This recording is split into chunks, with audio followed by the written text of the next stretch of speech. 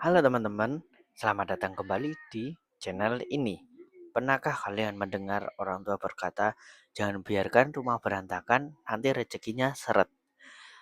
Atau mungkin ada yang bilang pintu rumah jangan terhalang barang, jangan menumpuk sampah, dan jangan membiarkan barang rusak terlalu lama.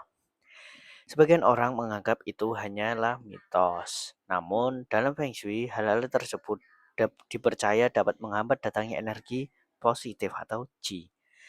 Perlu diingat, Feng Shui adalah sebuah kepercayaan dalam tradisi, bukan aturan yang terbukti secara ilmiah.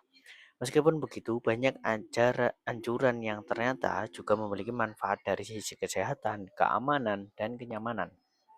Nah, di sini aku akan menjelaskan Feng Shui itu apa yang tidak boleh di dalam rumah.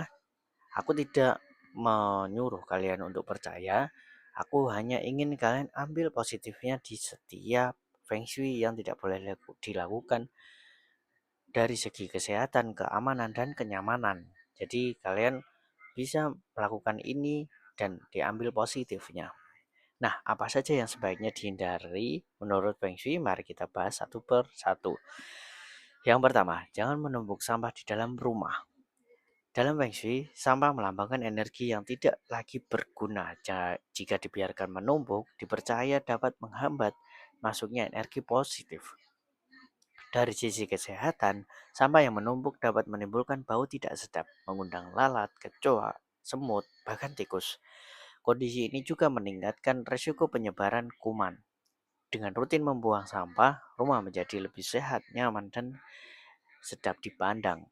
Yang kedua, jangan biarkan pintu masuk tertutup barang. Pintu utama dianggap sebagai jalur utama masuknya rezeki dan keberuntungan dalam Feng Shui. Karena itu, hindari menaruh kardus, sepatu yang berserakan, atau barang besar yang menghalangi pintu. Dari sisi praktis, pintu yang bersih dan tidak terhalang membuat penghuni lebih mudah keluar, mengurangi resiko tersandung, dan sangat penting jika suatu saat harus evakuasi saat keadaan darurat. Yang ketiga, jangan menyimpan barang rusak terlalu lama. Kipas rusak, jam mati, kursi panah, atau elektronik yang sudah tidak dipakai seringkali hanya memenuhi sudut ruangan. Dalam Feng Shui, barang rusak dipercaya melambangkan energi yang terhenti. Secara nyata, barang yang menumpuk membuat rumah terlihat menjadi sempit, berdebu, menyulitkan saat membersihkan rumah. Kalau memang masih bisa diperbaiki, segera perbaiki. Kalau sudah tidak terpakai, lebih baik didaur ulang atau disumbangkan jika masih layak. Yang keempat, jangan membiarkan rumah terlalu gelap. Rumah yang minim cahaya dipercaya mengurangi energi positif. Dari sisi kesehatan, sinar matahari membantu mengurangi kelembapan sehingga jamur lebih sulit berkembang. Ruangan yang terang juga membuat suasana hati lebih baik dan aktivitas sehari-hari menjadi lebih nyaman. Yang kelima, jangan biarkan kamar mandi kotor. Dalam Feng Shui, kamar mandi yang kotor dianggap membuang energi baik. Sedangkan dari sisi medis, kamar mandi yang jarang dibersihkan menjadi tempat berkembangnya bakteri, jamur, dan lumut yang dapat menyebabkan lantai licin dan meningkatkan resiko kepleset. Membersihkan kamar mandi secara rutin membuat rumah lebih sehat. Yang keenam, jangan menumpuk pakaian kotor. Keranjang pakaian yang penuh selama berhari-hari dipercaya membawa energi yang kurang baik. Secara nyata, pakaian kotor bisa menimbulkan bau tidak sedap, menjadi tempat berkembangnya bakteri dan jamur jika lembab, serta membuat ruangan terasa tidak nyaman. Mencuci pakaian secara rutin juga membuat rumah terasa lebih rapi. Yang ketujuh, jangan membiarkan rumah selalu berantakan. Dalam Feng Shui, rumah yang berantakan dapat dipercaya membuat energi positif sulit mengalir. Secara psikologis, banyak penelitian menunjukkan bahwa ruangan yang rapi dapat membantu seseorang lebih fokus, mengurangi stres, dan membuat pekerjaan terasa lebih teratur. Jadi manfaatnya tidak hanya dipercaya dalam Feng Shui, tetapi juga terasa dalam kehidupan sehari-hari.